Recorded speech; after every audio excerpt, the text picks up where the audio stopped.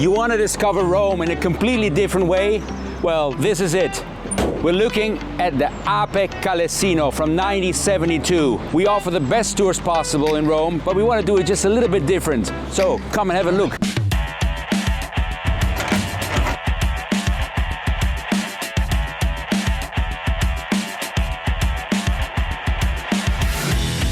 This is the most authentic Italian way to discover Rome. And to make it even more comfortable, we made it electric, so it doesn't make any noise. It's sturdy, and you got a great view when you sit in it. It fits 5 people very comfortably. So I invite you to take this ride with us, E-Talk Tours Rome. In this video, I'll show you a quick view of our Ape Calessino tour. We will be hopping onto our classic Ape and hitting the road for a journey through Rome's hidden gems and ancient landmarks.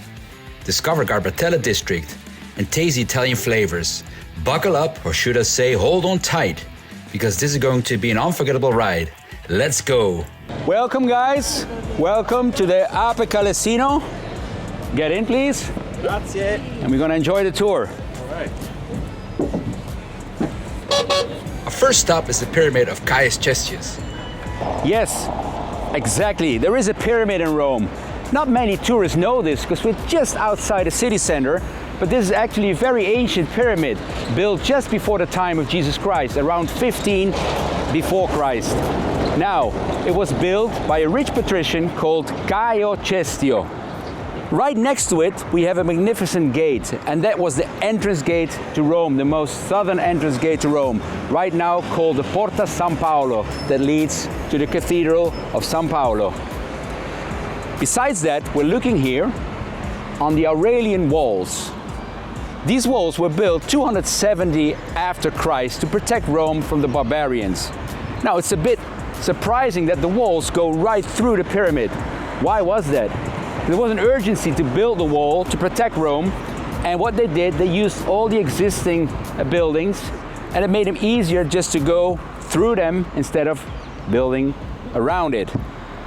The walls are around 19 kilometers surrounding Rome, protecting Rome very well, and in total there were 18 access gates. So the most southern access gate is this one that we look here.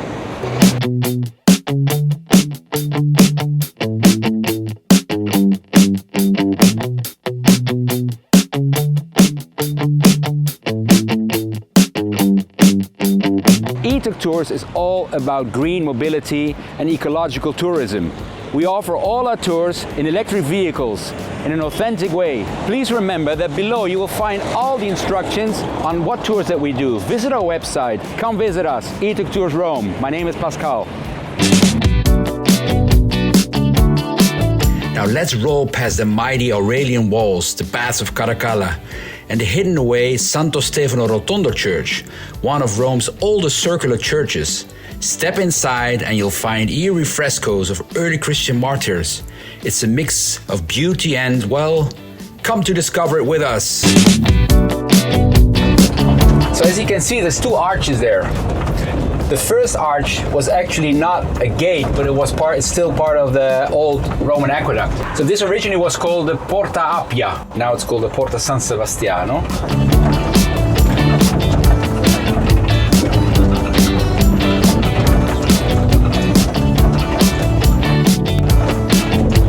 So the important gates all had more than 1 arch, okay? They had like at least 2 arches or sometimes 3.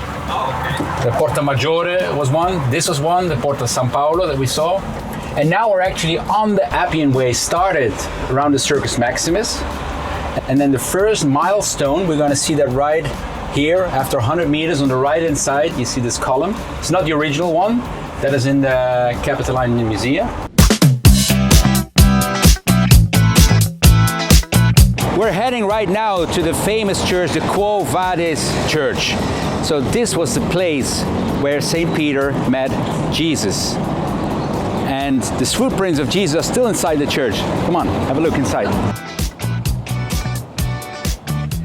So we're looking at the footprints of Jesus here. So the story behind it is that Peter was fleeing Rome, not to be crucified, okay? And when he walked on this crossroad here, he met a man, and Peter said to him, "Quo Vadis, where are you going to, Lord?" And then Jesus said, I'm coming back to life to be crucified again. And that was a sign for Peter to go back into Rome and to be crucified as well.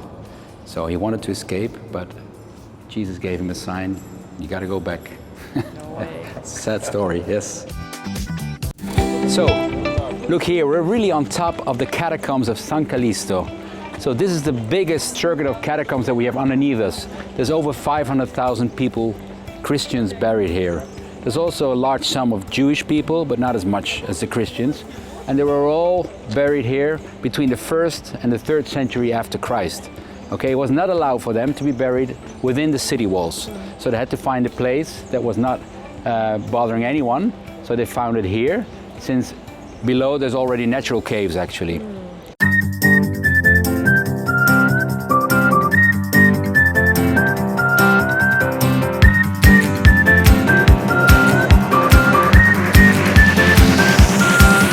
Guys, we're looking here on the left at the remains of the villa of Maxentius, the emperor. Yes. And it was a huge villa, privately owned, and it had a private racing track for horses that we're gonna see right after this one here. So on this Appian Road, there's a lot of famous tombs actually, and the one that we're looking at here is from Cecilia Metella. And she was a noble woman. She must have been very important, because this size of tomb we only find for Augustus. And actually this tomb was made in her name in the time of Augustus, around 30 before Christ. But she lived before that period. She lived in the time of Julius Caesar, actually. And then afterwards, in the Middle Ages, when the Romans were not here any longer, the Caetani family took over this entire area of Rome. All the Appian lands were in their possession. And you might not have noticed, but we're almost on top of a hill here. So from here to Rome, there's like 80 meters of distance, you know, in height. So from here, this was a very strategic point to protect Rome. A bit further on, we're gonna admire the original stones of the Appian Road.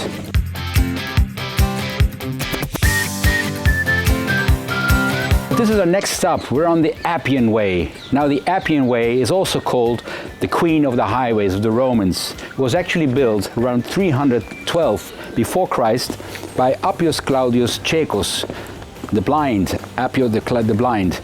And it was a way that served for military purposes, and it connected Rome with the Adriatic coast all the way up to Brindisi.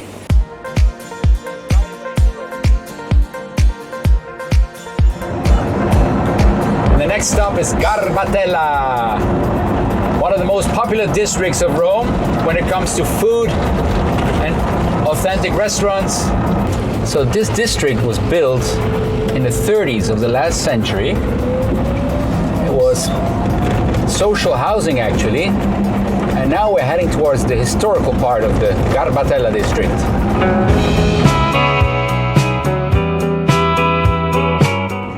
So here we're getting to the historical part, and as you can see, it's a mixture of small houses, and there's a whole different world once you enter the internal courtyards of this district.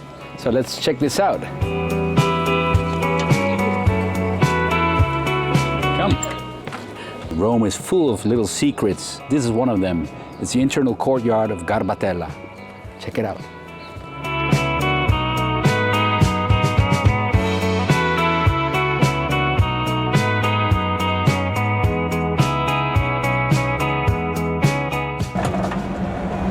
So the next stop is a food stop. We're gonna grab a little bite here. Accomodatevi, accomodatevi.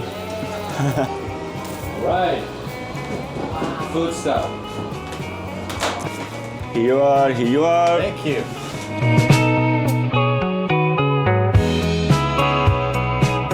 E-Talk Tours Rome is not only about the main monuments, but also about the sweet stuff, the sweet life of Italy.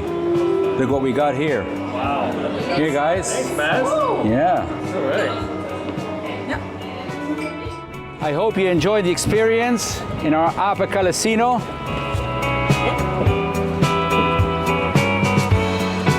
So I hope you enjoyed it. Please leave a comment and a like, and follow us. E-Talk Tours Rome.